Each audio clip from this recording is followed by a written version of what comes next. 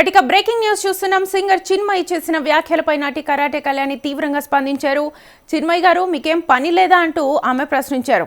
చిరంజీవి చేసిన వ్యాఖ్యలపై చిన్మయి స్పందించిన విధానం సరికాదని ఆమె అభిప్రాయపడ్డారు.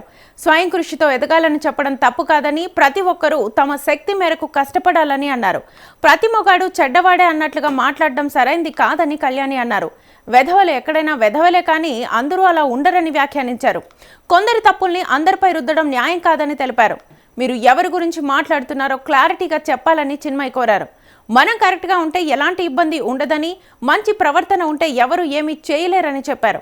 ప్రతి మగాడు కామాంధుడే అని అనడం కూడా పూర్తిగా తప్పని ఆమె అన్నారు. చిరంజీవి వ్యాఖ్యలను తప్పుగా అర్థం చేసుకుని పెద్ద వివాదంగా మార్చారని కళ్యాణి విమర్శించారు. ఆయన ఉద్దేశం ఎవరిని కించపరచడం కాదని చెప్పారు. అందుకే చిరంజీవి వ్యాఖ్యలకు మద్దతు ఇవ్వాలని ఆమె సూచించారు. ఈ అంశాన్ని వ్యక్తిగతంగా మార్చకుండా సమతుల్యంగా చూడాలన్నారు. అనవసరంగా విమర్శలు చేయడం మానుకోవాలని కరాటే కళ్యాణి అన్నారు. ఇండస్ట్రీలో సమస్యలు ఉంటే స్పష్టంగా మాట్లాడాలి, కానీ అందరినీ ఒకే తీరుగా తప్పుపట్టడం సరికాదని ఆమె అభిప్రాయపడ్డారు.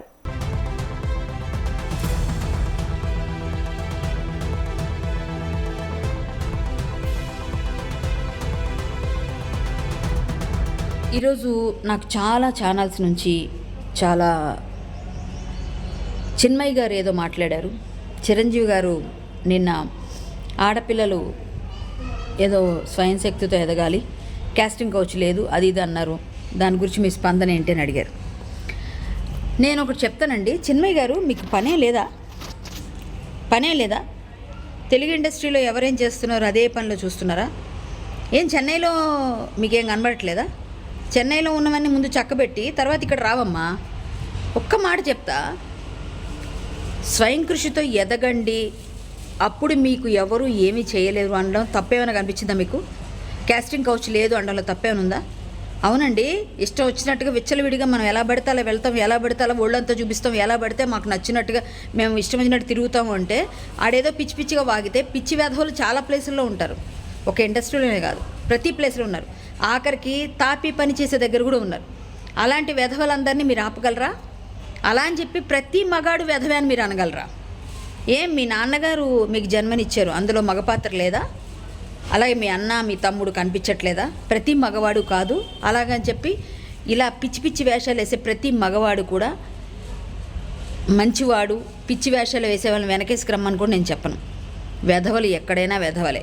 అలాంటి వెధవల కోసం మాట్లాడితే బాగానే ఉంటుంది, కానీ ముందు మనం తమిళనాడులో ఉన్న వాళ్ళ గురించి ఎవరినైతే మీరు మాట్లాడుతూ అన్నారో, ఇప్పుడు మీరు మాట్లాడుతున్నది ఎవరి గురించి అయితే ఎగ్జాంపుల్స్ చెప్తున్నారో, ఏ డైరెక్టర్, ఏ ప్రొడ్యూసర్, ఏ హీరో ఇలాంటి పనులు చేశారు, లేకపోతే ఏ మ్యూజిక్ డైరెక్టర్, మీరు కుండ బద్దలు కొట్టినట్టుగా చెప్పాల్సిందిగా నేను డిమాండ్ చేస్తున్నాను. ఒకవేళ మీరు చెప్పిన వాళ్ళు కానీ ఎక్స్ట్రాలు చేసిన వెధవల జాబితాలోని ఎవరైనా ఉంటే మేమందరం కూడా మీ వెనక నడిచి గట్టి పోరాటం చేద్దాం. దానికి మా మద్దతు ఎప్పుడూ ఉంటుంది. ఏమండి, ప్రతి దగ్గర ఉంటారని ముందు చెప్పాం, ఇప్పుడు చెప్పాం, ఎప్పుడు చెప్తున్నాం. అప్పుడు పోరాటాలు అన్నప్పుడు కూడా చెప్పాం. మనం తిన్నగా ఉంటే ఏముండదండి. మన మీద మనకు నమ్మకం ఉండి, మన మీద మన శక్తి మీద మన నమ్మకం ఉండి గట్టిగా ఎదిగితే ప్రపంచం అంతా కూడా మనకి సెల్యూట్ చేస్తుంది. మీరు మంచి పని చేస్తున్నారని. అంతేగాని ప్రతి మగవాడు ఇట్లాంటోడే, కామాంధుడే అని అందరి మీద మోపడం కరెక్ట్ కాదు. ఇండస్ట్రీ అంతటి గురించి మీరు వచ్చి ప్రతిసారి అయినా చిరంజీవి గారి స్థాయి ఏంటి, మీ స్థాయి ఏంటమ్మా? అసలు ఆయన మహానుభావుడు. అలాంటి మహానుభావుడు ఏదో చెప్తే మనందరం సపోర్ట్ చేయాలి, కానీ అలా కాదు ఉంది అక్కడ లేదేమో, వాళ్ళ కాలంలో లేదేమో. అప్పుడు కాలంలో మీరేమైనా వెళ్ళి చూసి వచ్చారా? అప్పుడు ఏం జరిగిందో, వాళ్ళు ఎంత కష్టపడి వచ్చారో తెలుసా? అంత కష్టపడ్డ ఫలితమే ఈరోజు ఆయన ఒక మెగాస్టార్గా అందరి గుండెల్లో స్థానం. అర్థమైందా? కష్టే ఫలి అన్నారు. మీరు కష్టపడండి. మీరు డబ్బింగ్ బాగా చెప్తారు, పాటలు బాగా పాడతారు, కానీ ఇలాంటి మాట్లాడడం మాత్రం బాగా మాట్లాడరండి. ఎందుకని అనుకోండి, ఏదో చెప్తారు. మీకేదో చిరంజీవి గారు మాట్లాడితే మీరు వచ్చి మాట్లాడితే ఏమైనా అర్థం ఉందా చెప్పండి? ఆయన చెప్పడం తప్పు చెప్పారా? ఆయన అన్నదానిలో ఎక్కడైనా 1% తప్పు ఉందా? కాబట్టి మీరు ఒక పని చేయండి, మీరు ఎవరైనా ఉంటే మీరు బయట పెట్టగలిగితే బయట పెట్టండి, లేదా కూర్చోండి కామ్గా.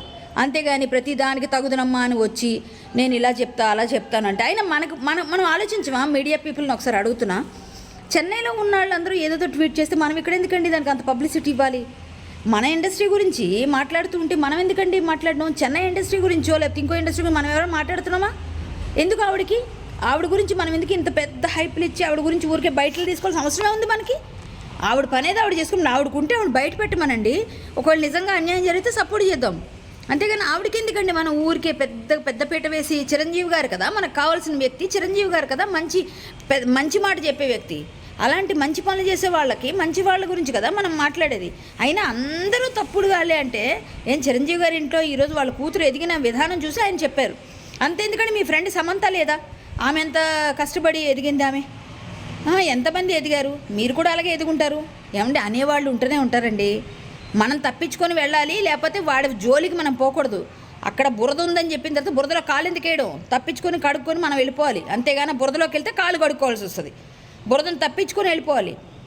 అది తెలిసి కూడా మీకుంటే డైరెక్ట్ పబ్లిసిటీ చేయండి బయటికి, మేమందరం సపోర్ట్ చేస్తాం. లేకపోతే ఇంకొకసారి ఇట్లాంటి పిచ్చి పిచ్చి కామెంట్లు అన్నిట్లో తగుదనమ్మా అని మొన్న ఒకదానికి ఇప్పుడు దానికి రాకండి. ఊరికే మీరు మీ చెన్నైలో చూసుకోండి, మాకు అవసరం లేదు ఇక్కడ ఇవన్నీ చేయడానికి. మా వాళ్ళందరూ పెద్ద దిక్కులు, మాకు చిరంజీవి గారు లాంటి వాళ్ళందరి దగ్గరికి ఏదైనా వస్తే మేము తీసుకెళ్తాం. సరేనా? మా పెద్ద దిక్కులు మాకున్నారమ్మా. నమస్కారం.